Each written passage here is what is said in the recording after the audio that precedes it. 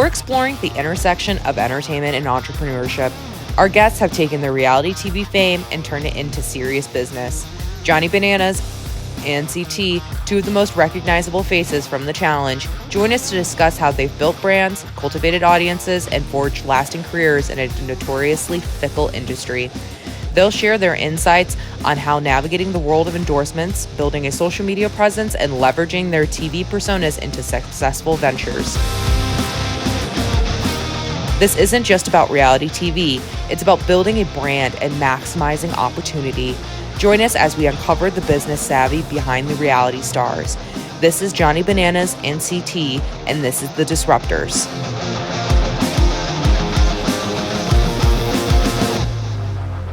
Johnny Bananas, CT over there. Welcome, guys, to Las Vegas. And thank you for having us. Bruce Lee, all under one building. First of all, thanks for coming on the show. I really appreciate it. It really really meant a lot to me. You know what I mean? I got to meet you guys. Instant energy. It was awesome. Yeah. But it also brings me back in a time when there wasn't cell phones. Yeah. There wasn't social media. Yeah. And so you guys kind of blazed the trail.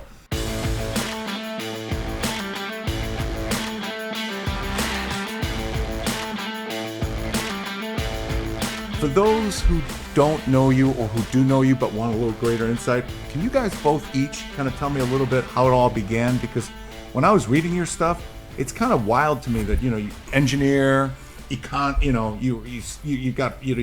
graduated. Yeah. Okay. And then you decided, Well, hell's bells, I'm going to be Johnny Bananas because you were nuts. do you know how reality TV started? No, so tell me. Do you remember there was an actor strike a couple years ago, I believe? Yeah. Well, there was another one in 1992. Mary Alice Bunham. She was like the queen of soaps. She wrote all the soaps. Her best friend, John Murray, was a documentarist. And when there was an actor strike, for the hell of it, they decided to start The Real World. Contract, Johnny, was not even like 3/4 of a page long. It was an experiment, but taking people from different cultures and all walks of life and bridging the gaps between them to see how to coexist. And then it turned into this new genre of reality TV. The Real World. Yeah. The Real World. The Real World's what started it all. That's what how both it of us started. started on. And him and I have like a very interesting path. Do you know what quantum entanglement is? Quantum entanglement is like, have you ever like ran into somebody and then randomly like 3 days later, for some weird reason, you pass them on the street again? Yeah, fair enough. I've done that. Okay. Yeah. So we're talking about the strange appearance way- in Harrisburg, right? Yeah, no, at Penn State. So what's funny is the way I got started on reality TV, I was a senior in college.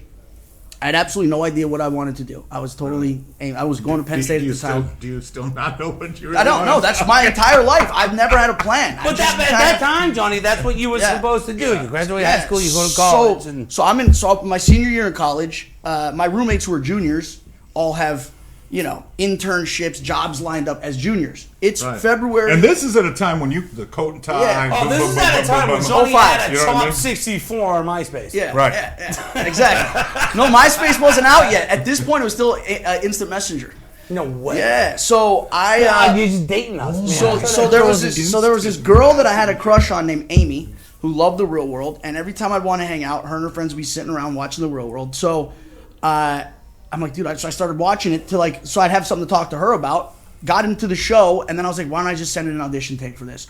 Send in an audition, go through the first round, and back in the day, it wasn't like it is now, where you could do Zooms. I had to record myself on a phone, on a handy cam. Come on, and then send the tape in, right? Right. So I'm about halfway through the casting process. He had already done his season. He was on Real World Paris, which is a few years before mine. I was right after the. So the he was. Yeah, he was before. Yeah. The season after the first Vegas, which was the pinnacle, but then they decided to do something different. And then you were Key West. Yeah, he was Paris. So I remember I was on the bus one day going to class, and I'm like halfway through the casting process, and you don't know if you're going to make it or not. In fact, back then there was 3 reality shows that were like it was the Big Brother, Survivor, and The Challenge. I know all 3. And so back in the day, if you got on reality TV, it was like you made it, right? Yeah, no, but that's not necessarily true, because back in the day, you got lucky at the lottery, won a free trip, but it's not the machine it is now. There was so much less competition. It wasn't as saturated. So if you make it on I was one of 200,000 applicants for The Real World. No. So I remember being on the bus, and I opened up the Penn State, the blue and white, the newspaper, going to class, and it says CT Real World Paris is going to be appearing at the Crow Bar, which was like the bar we'd always go to. Yeah. And I remember I didn't. And that's when he started hating on me. No, I didn't end up going. But I remember like my boys were like, yeah, he was there. Like we got to chop it up with them. And then what was crazy is I ended up getting cast, going on the Real World, and then a year later, I was thinking in my head, I was like, how crazy would it be if a year from now, it's me in the newspaper doing an appearance at the same bar, and lo and behold, that's what happened. So. Yeah. And then him and I did my first season with him, so. And the rest is history. What I love about me and Johnny is that we've been through it all. Yeah.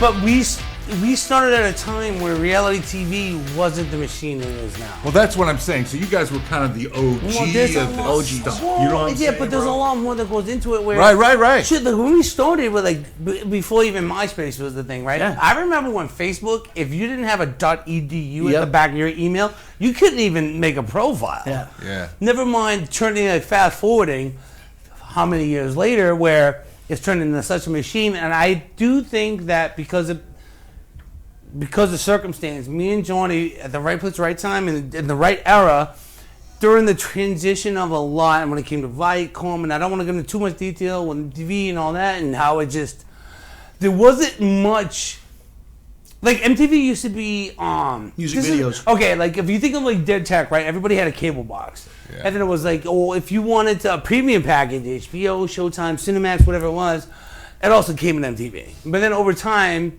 the transition in the world went from VHS to CDs to whatever. LimeWire, Napster days and all that, and to where we are now, it got to the point where there wasn't really much on MTV. It was Teen Mom, Ridiculousness, Wildin' Out.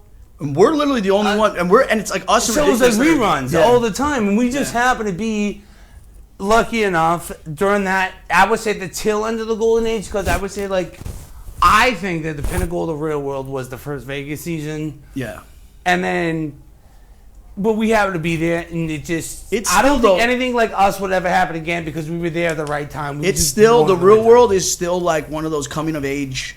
The amount of people, what's crazy is like the people who are our most ardent supporters and diehard fans now are our grew up age, with us though, because they grew up with us. Yeah. And what's different about, so they feel like they're part of your story. And I hear this 100%. I hear this all the time. I just heard it. Dude, you're part of history of a major movement, not just in TV reality, but the evolution of now what is now considered a gigantic industry. Yeah, we were. Yeah, I mean, has anyone ever talked about this? So they did one. Just because there's so many nuances to what you're talking about. The challenge did one. They did. It was mainly just based on the challenge, though.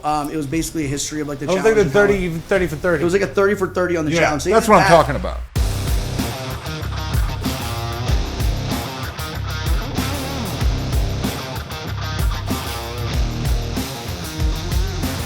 But as far as but I think what you're saying is even more interesting, where it's like outside of the challenge, because dude, when him and I got our start, again, because we had just, it was the Wild West. It was the Wild West. That's what I mean. Hey, you know what we would do for a living? We would go across the country, and bars would pay us $1,500 to show up and just get hammered for 3 hours. That's a lot of money. And it was. And we would do that right now. We would do this. We'd fly across the country. You $1,500. I'm getting hammered right now. We'd fly across the country. 5 times a week. That means I'm getting hammered a lot. 20-year-old kid. Wait, you're going to pay me how much? 20 bars a month, okay? Yeah. Every night you're in a different state, in a different bar, getting blasted, and then you're just going to the next place. Today they call that alcohol. Right, but nowadays though, and what's crazy is that you look at these kids now, I don't think they realize how good they have it. Yes, you don't even have to leave your house. Now you get $10,000 to post a drink in your hand. That's ridiculous.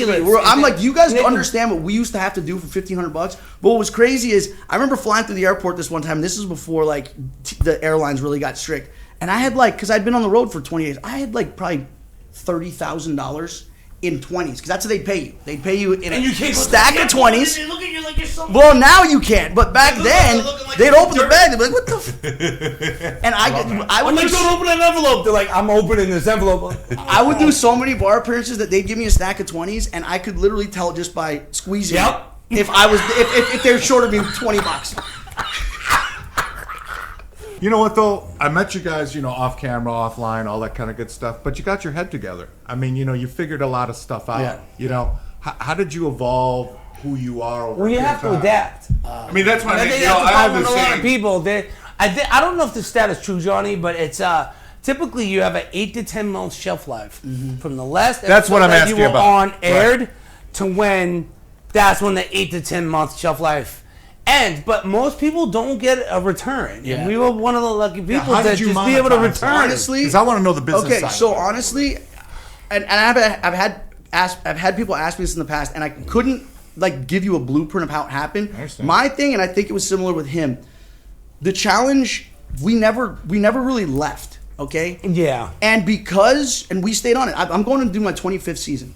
I've been doing this for 19 years. This is like 19 years doing the same show. 2 decades. Two That's a decades. long time, 2 decades. bro. I would be willing to argue that him and I, if on our own, we've probably banked more hours in front of a camera than anyone in the history of reality television. Absolutely. The amount of time that we've spent on TV, in bunk beds, competing, Not even- on buses, risking our lives is absolutely insane. But we didn't step away. You're talking A lot you're of the talking guys- just on the shows themselves, whereas the kids nowadays, Yeah. and I kind of do sympathize for them because when we first started, we would go do a show, we go home, shut it off.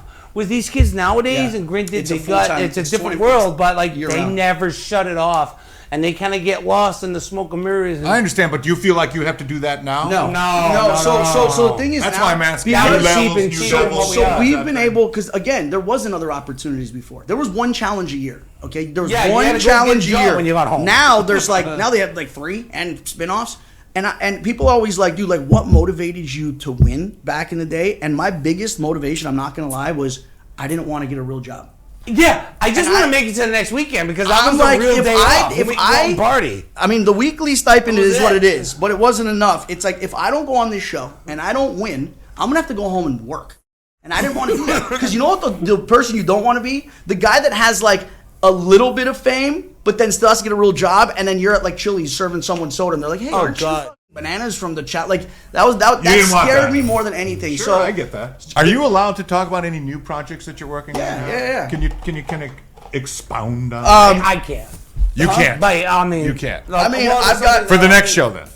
I've got a docu-series that I'm working on okay. that is going to basically be based around my life and my existence. And I think my- that'd be interesting. Yeah, and it's gonna it's gonna be kind of like Jackass meets Entourage. So and I'm gonna be once we get off the ground, I'm gonna be a creator and producer on that. There's some people in this room that may be involved in it at some point, including you, Bruce, if you'd like to come on. That. Yeah, Appreciate that. and then there's some other shows that I'm working on. I have a podcast as well that I do on The Ringer. It's on Spotify called Death, Taxes, and Bananas. It's mostly about the challenge, but it's also whatever other reality shows that I do. I'm working on a cannabis brand Okay. called Bananabis. So that's gonna be coming out soon. Yeah, I have to say that I can't talk in too much depth what I got going on, but I will say that. But now you that I'm are going to starting a put. new You are pushing a reset. Well, now that I'm starting a new chapter of my life, Right. one thing I've been picking Banana's brain about is how, when it comes to I hate to use the word influencer, but he's so active when it comes to social media online. I feel like I've been very dormant when it comes to that. And I've been trying to have him be the Obi-Wan to me in a way where listen, give me the cliff notes on how to start being more active or proactive when it comes to. I just told you Snapchat, man. Snapchat's the one you gotta hop on. Oh, dude. please. I'm serious. Why? That's the only reason you have Snapchat. So is you send out those dick pics. Snapchat, no, dude, that's old Snapchat. Snapchat pays out of all the platforms, you can monetize the most off Snapchat because what Really? Snapchat does, yeah. Okay, that's good news. Once That's you're a verified creator, which I can get you verified tonight.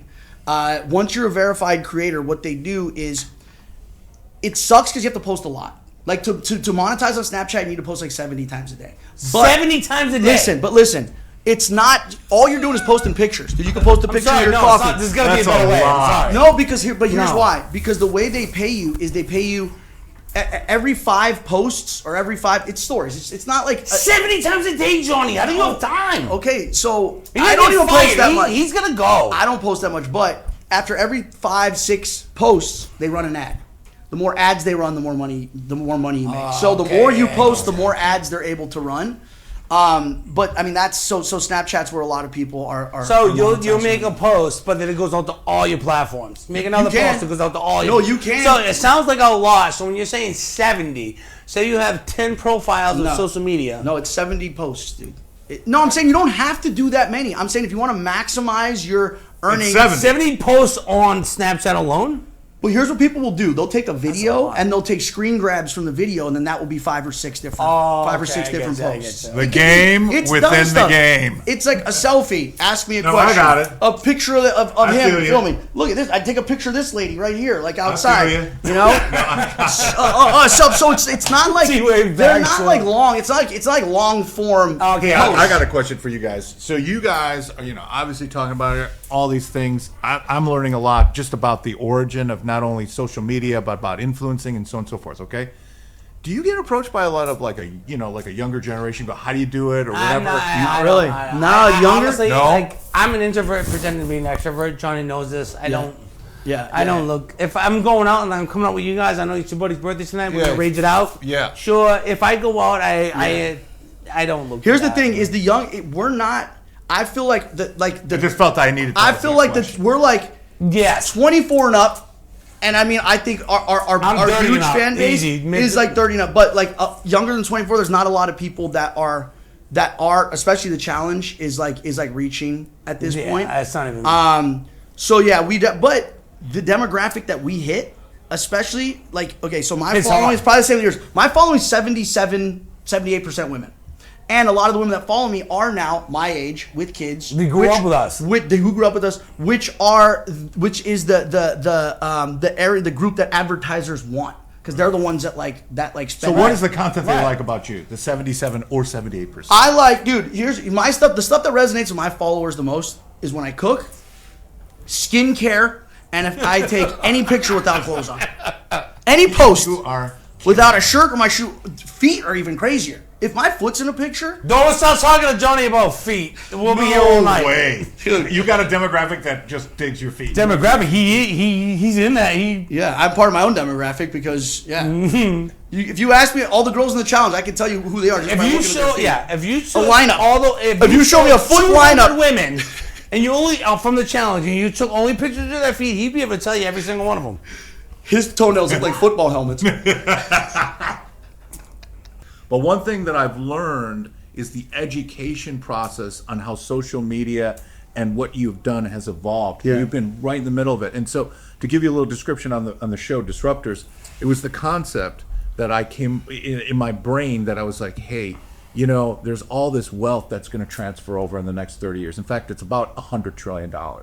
And the kids that are absorbing information today are completely different from my generation, and then you're the next generation above me because I'm older than you guys by a fair factor. But to me, the show was about to educate people about what that transfer looks like because they're not going to be absorbing information the right way. So what I learned from you guys today really was most importantly is kind of how you've evolved, but you were also the originator of that evolution. Well, we witnessed. Why don't I say we were original? We were there to witness when it first started. Yeah. Or we were the trail. We were out. We were the point. I mean, it's almost like I always says we didn't have a path to follow because nobody had done it before us. So it was like we were basically like creating our own path. And we had no idea. No idea. My father, though, God rest his soul, would say, son, the path to greatest success is to go to the path least beaten, and that's what you guys have done. Yeah. And appreciate that. I would really appreciate if you would come back because to me, this is not. I'm going to be honest. Done. Let me just tell you something. I was really thinking, I'm going to meet these guys and Johnny Bananas, CT, beating people up. And I was like, no, Johnny, I can't shake it. No, and I was like, I need Johnny Bananas, man. 20 years ago. And so I'm trying to get myself involved. But you know what? I was educated today. thanks. I was really. We're not as dumb as we look. No, I not only. We're not as Dude, looking that's why like you're dumb. not dumb. That's why I've been kind of soliciting. You guys should think about like teaching a class or something. Can I tell you There's this a lot though? of kids that would really really learn a lot. I might not have the highest IQ, but there is one thing. I mean, You have I'm smart enough to know I don't know Both everything. of you guys have massive EQs. EQs, and that's what I was going to say. 100%. That's what I was going to say. Between the two of us, and I would take street smarts, and I would take what we have learned or we have developed on the challenge over the years. They've basically created monsters, dude. And this is why the network always is like, oh my God, why are you guys like, and it's like you guys. I know made what, us. but I want to tell you this as a consumer of just, you guys are authentic. And so now I know why you're Appreciate that, I know, brother. I know why Appreciate you're that. successful. I Because tried. when we were off screen, okay, we're talking the exact same way. And I'm like, there is just no way these guys are the same people. And I came out here and that's exactly. Thank you. I appreciate that. No, I'm just I being real appreciate with that. We appreciate Mi that. casa su casa. Hey, my brother. Come on, so what are we doing tonight? Let's go. We're get gonna some go drinks. to Let's go get some Pitbull, din din. and then we're gonna wrap it all up, bro. Right. And Yeah, we're gonna let's see a couple go. Comedians and Wrap it up in Vegas. I didn't think that you did. No, that it's here. just beginning. Love you, man. Thanks for everything. Thanks for having us, man. No, Appreciate see it. you Absolutely, later, I brother. appreciate it. All right, we'll talk soon. So am I going to elimination or no? You're not eliminated. Are we setting them in? No, You you're might good. be eliminated. You did good, kid.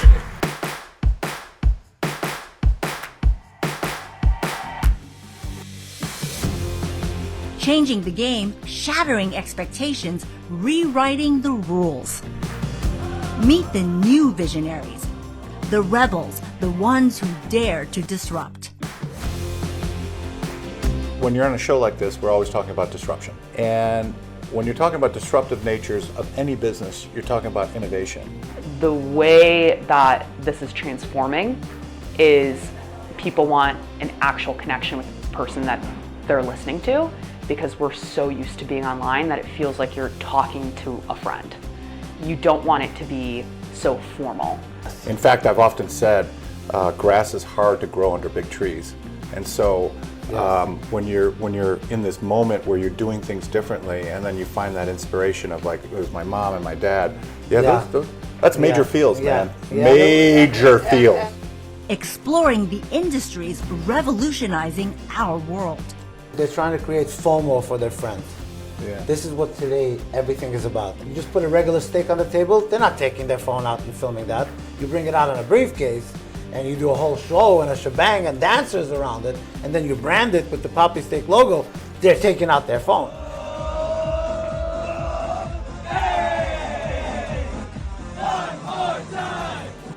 Tech, retail, hospitality, fintech, AI, no sector is safe.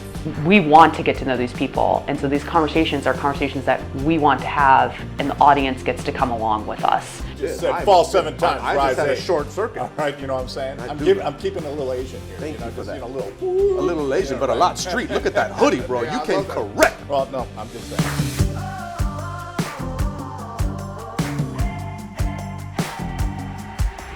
The Disruptors. From the Fontainebleau Las Vegas Resort.